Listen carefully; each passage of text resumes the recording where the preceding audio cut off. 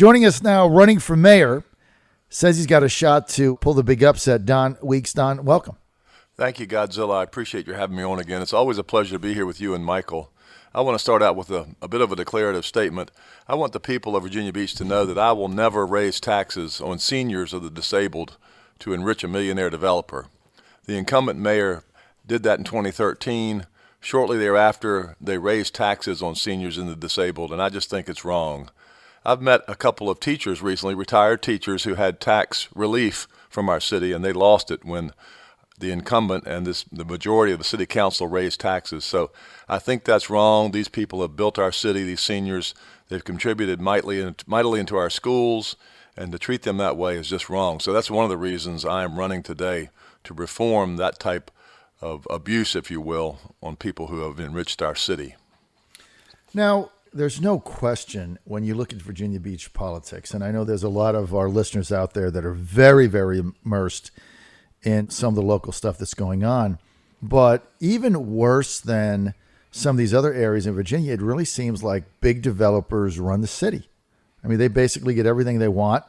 Crony capitalism at its worst.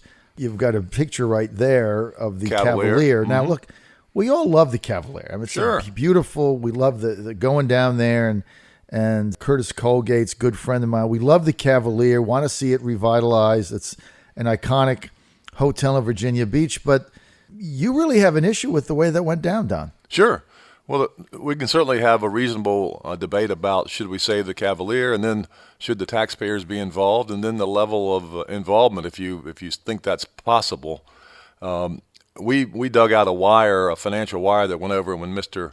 Thompson purchased the Cavalier. $11.7 million was wired to the closing table. That was discretionary income that the citizens of Virginia Beach were taxed on.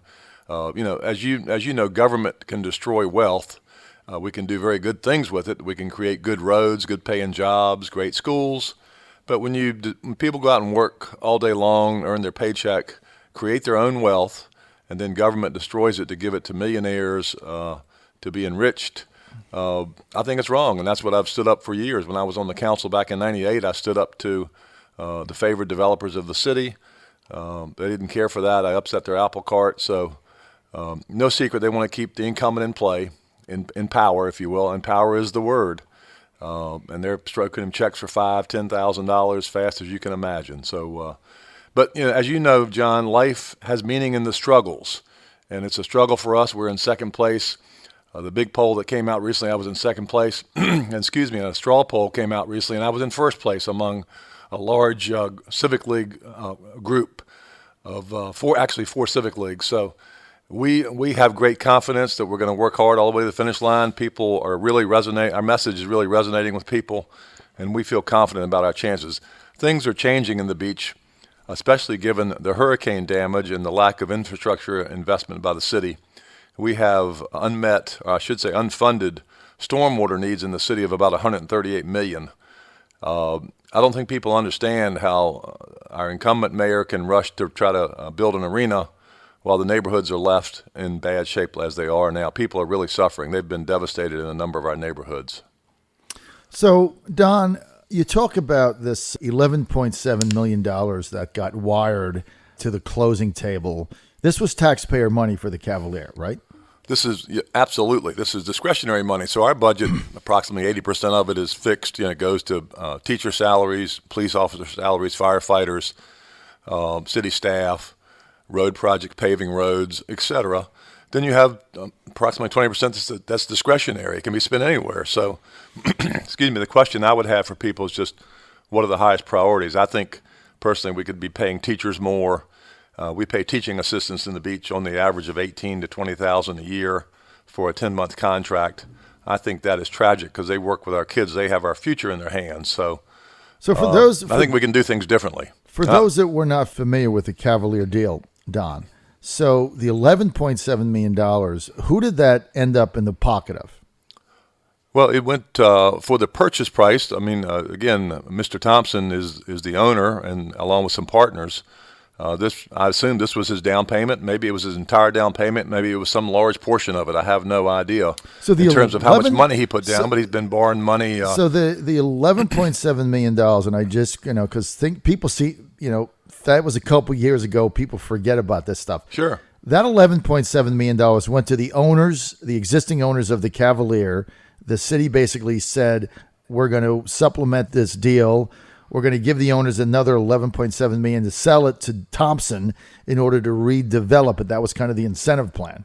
So it didn't go. I mean, the money actually went to the sellers, of course, as part of the purchase price. But we are committed for $18 million, and there are some other tax breaks, which I've heard could take it up to $30 million plus in terms of the benefits that the developers receive for saving, the Cavalier. So it went to the escrow agent, but it's for the benefit of the developer. Mm-hmm. Simply put. All right. So if you were mayor, a lot of people think these tax incentives and other incentives to get arenas and stadiums and Cavalier hotels, light rail, whatever we're doing, that's part of the deal now. It's part of the way capitalism works. The city has to get vested in these things in order to spur development. How would a Weeks administration be different in that area than a Will Sessom's, I guess it would be his, third term or fourth? He's seeking his third term as mayor. Third That's term. correct. He's got about. How would it be different? Yeah, he's got about. He's a career politician. He has about a 26-year career going on right now. So, but it would be different in many ways. Life is a matter of degrees. I think we've got to participate in discussions with developers, and we have to be a part of that process. We have to assist them in some ways, but life is a matter of degrees. Let me give you an example. If a developer came in and wanted to build an arena, let's just use a simple example of $50 million. What would be the right number for the citizens to be a part of that? 10% would be $5 million. Maybe we could do some infrastructure, donate some land or lease some land at a reduced rate. I'm not opposed completely to being involved in economic development. I just think in Virginia Beach we've had two groups of favored developers, the ones at the oceanfront and the ones at Town Center. They have received the lion's share of tremendous amounts of economic development money. And the problem is we haven't created good paying jobs. If you're going to give money to economic development and help stimulate it, you ought to have some steep and strong provisions in there that they've got to create good paying jobs. The jobs that are at the oceanfront, unfortunately, are service sector jobs. They're very low paying. People can't afford to live in Virginia Beach given our housing prices. We have an affordable housing crisis there. So we would be different in a number of ways. We would focus on affordable housing, economic development that really can have a payback in terms of good paying jobs. That's the most important thing, being able to support your family, keep a roof over their head, and have a good life. But you can't do it when you have these low-wage jobs, and we've kept supporting them at a very high level, much to my chagrin. Don, since the last time that you were on, you were very involved in the council vote on going forward on the arena. You took a very strong position on that. It worked out. Can you share with our audience how that whole thing went down? Well, the citizens have been looking for information on it. Again, our incumbent mayor has been pushing it very hard. Life is about wants and needs. We need great schools. We need great roads. We need great paying jobs. A bunch of the folks at the oceanfront want an arena to help the groups down there, the hoteliers and restaurateurs in the off season. What happened was the deal has been cloaked in secrecy, and that's disturbing to me. As I've said before, the ancient Greeks have a saying, democracy dies behind closed doors.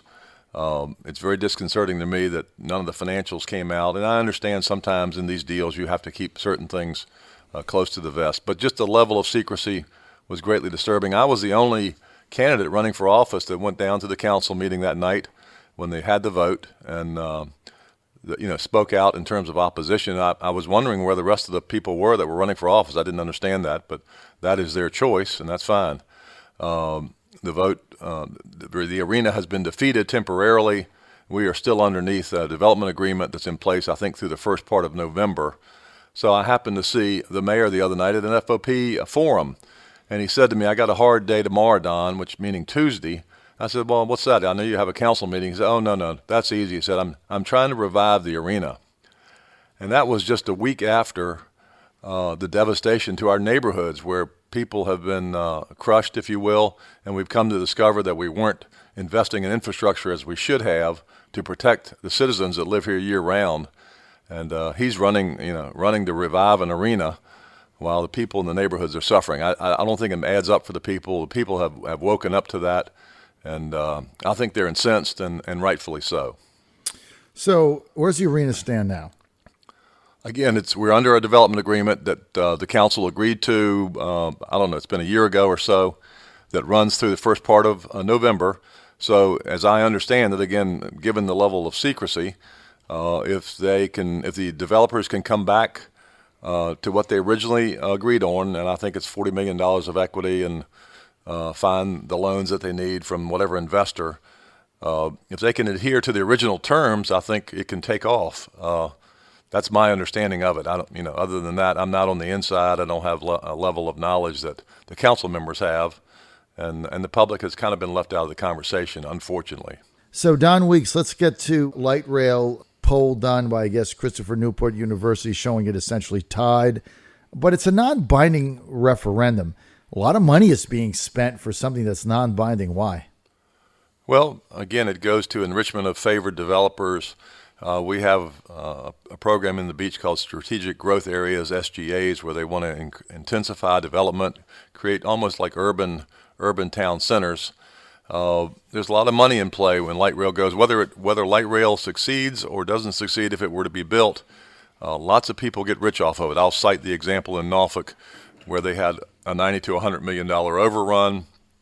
There was never any accountability for people on that when they overran that project by $100 million. So when your tax dollars go up in smoke like that, I'm greatly disturbed. I led the effort in '99. I asked the council to put on the referendum question in 1999 about light rail. We defeated it 56-44 with virtually zero budget in terms of pushing or promoting our opposition. It had a 10-year sunset clause, so it was a binding referendum. I wish this one were binding. Maybe the fact that it's not is going to be okay, but I'm not sure that poll is accurate. I worked Super Tuesday gathering signatures for John Atkinson's group at Arrowhead Elementary, and my anecdotal analysis was that 70% of the people were opposed to light rail. Don, has the media been fair to you so far in this race, the pilot and local media news outlets, Wavy TV, et cetera? Do you think the media so far has been fair in this race? From all I've seen, I think so. They haven't. I don't know that the TV stations have been giving great coverage to it. I don't have a sense of that. They haven't had the candidates on that I'm aware of. They didn't invite me if they did. And I think the pilot's done a good job. Their reporter covering it has done a good job. They are kind of short-staffed over there these days. As you know, newspapers are kind of diminished enterprises. They're struggling, but there are many good people over at the pilot. The reporter covering our race, Alyssa Skelton, is a great young lady. And I wish they had more coverage so people could be more informed, but that's just me. When you look at Virginia Beach and the vote coming in, I happen to think Trump's going to carry Virginia Beach. I think he's going to carry it handily. Romney didn't carry Virginia Beach last time. As you know, Obama carried it. I think Trump is going to carry the beach. I've got it 55-45. I got it big. So when you look at Weeks pulling the upset here over Sessoms, what are the areas of Virginia Beach that you would say you are the strongest in? Well, certainly Kempsville, that's my home place, if you will. I represented that area when I was on council. Kempsville and Centerville combined are approximately 230,000 population. That's almost half of the beach population. So, in fact, Kempsville district was so large that's why they had to break it up into the Centerville district, add a district as well. So, certainly in Kempsville, I have my strength there. I'm a graduate of Kempsville High School, attended ODU locally as well. And then I think over in Great Neck, Shore Drive area, strong, the Republican strongholds and very conservative. I think people are waking up throughout the city. I have supported Sandbridge. That's a wonderful part of our city. We do sand replenishment there. Not everybody agrees with sand replenishment, but it's been a blessing to Sandbridge, and that's a beautiful part of our city, and I think I'll get support out of Sandbridge as well. What would be, in your estimation, Mayor Sessom's strongest areas? Probably the north end.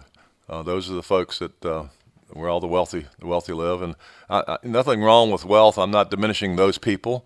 but a lot of those people have been helped in a large way by his spending. I mean, he's championed a lot of spending that hasn't helped the common people, the middle class people. We can do more for the middle class. We can do more for the working poor. We can do more for teachers, bus drivers, custodians. We can do a lot more for those people. Now, Don, there's two other candidates in that race. We've not really given them any coverage because they don't have a chance to win, and I don't waste time with that. Sorry if you're out there. But are those two candidates, do they put your effort at risk because they're taking away from the anti-incumbent vote? Certainly that potential exists. A lot of people have complained that there hadn't been a head-to-head contest with the current incumbent mayor.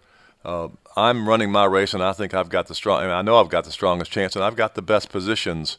The other fellows in the race are, some of them, they don't show up at different forums. They don't submit bios and other things to groups that ask them for those. So I can't change that. All I can do is be the best person I can be and try to give people the help they need in our fair city. And I love this city. I've grown up here. It means a lot to me. We've got to change direction. And so I know that I have the best message and the best ideas, and I can't wait to put them in place.